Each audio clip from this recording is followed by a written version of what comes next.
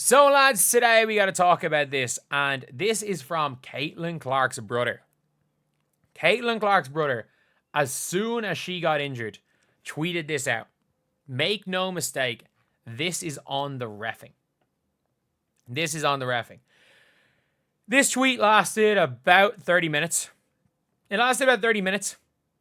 And if we're going to be honest, he's on the money. He is. He's absolutely on the money. And I don't think necessarily you're going to say this specific groin strain is on the refereeing. I think everything. I think the way Caitlin's tried to bulk up, all of this stuff is on the terrible refereeing of the league. And I think when it's all said and done, if this league goes into a lockout next year, a lot of the blame is going to have to go on the refereeing. Because let's be real, the product is massively negatively affected by the referees. There's not one person that watches this game and is like, yes, I want the referees to, to do more. Like every single game. And the funniest thing is like Kathy Engelbert, who is the worst commissioner in all of sports, by the way. She is like idiotic. Like she says dumb shit all the time. Like she is genuinely, I don't understand how she's actually gone out there and is trying to like take credit for the growth of the WNBA. I just don't know how she can come to that conclusion. Like that she is the reason. And the reason why people are watching the WNBA is because of her. It's the reason why she won't give any players credit or try to give anything, because she fully I'm not sure exactly said, but you can tell she believes she is the reason. That she is the reason why the WNBA has grown is because of her. And yeah, realistically, it's a tough one. It's an all-around tough one when it comes to Caitlin Clark, because it's clear that referees are a major problem in the league, and there's nothing that she can do about it, unfortunately. There's nothing that the coaches can do about it. And then Kathy Engelbert's there saying, there's actually not a refereeing problem. It's just when teams lose, they complain about referees. Man, do you know who complains about referees? Do you know when the most times people have complained about referees when it comes to Caitlin Clark? After a win. Like, the game when Stephanie White came in and basically wouldn't let Caitlin Clark answer every question. Yet they won that game. Like, it is genuinely, it's an embarrassment. Sabrina Ionescu has come out. Stephanie White's she's out there saying it's like, she won't even answer questions. She won't even answer questions about the referees. She won't even answer questions because she's like, do you guys want me to get fined? Do you guys want me to get fined? Like, that is literally what, like, how Stephanie White's responding. She is responding basically saying, look, if I answer how I actually feel, I'm going to be fined. Or you guys ask me questions about the ref are trying to get me fined again. Stephanie White has been fined multiple times this year, it seems. Like, it seems like she is being fined multiple times for sticking up for her players. How many players, how many coaches are going to get fined?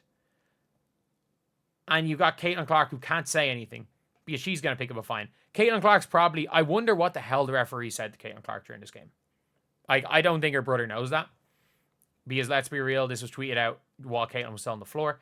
He's not speaking to her during the game. But at the same time, it's probably something pretty bad. And all around, it's just embarrassing, isn't it? It's just embarrassing. And I think that this entire situation is an embarrassment for the league. It's an embarrassment for everyone involved. It's an embarrassment for the commissioner. It's an embarrassment for these referees. It's an embarrassment.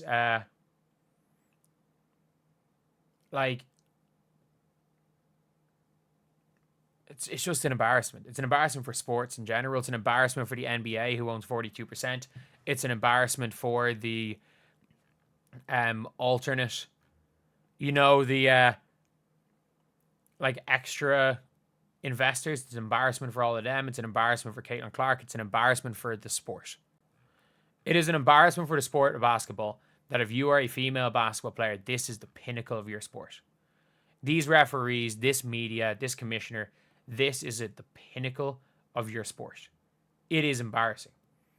And with the amount of eyes you're getting, because of the fact you are an American sports league, because it is an American sports league, you are subject to a CBA, and you are basically held to the standard of the cheapest owner. And you can't just get a rich owner that'll pay players what they're worth. Unfortunately,